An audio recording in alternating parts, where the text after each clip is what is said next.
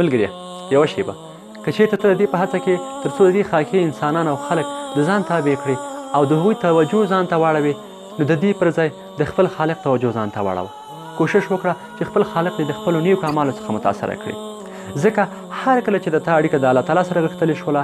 هغه دې متاثره کړه د هغه سره دې مینه زیاته شوله نو هغه ده چې الله تعالی د تا لپاره د ټولو انسانانو په زړونو کې ځای پیدا کوي او له تا لپاره د هغوی په زړونو کې مینه اچوي نو کوشش وکړئ د دې پر ځای چې تاسو ګڼ شمېر عملونه سرته ورسوئ تر څو انسانان تاسو خوښ کړي خپل خالق مو خوښ کړئ باور په خدای وکړئ کله هم چې ستاسو اړیکه د الله تعالی سره غښتلې اوسي د هغه سره مو مینه وي د هغه سره مو د زړه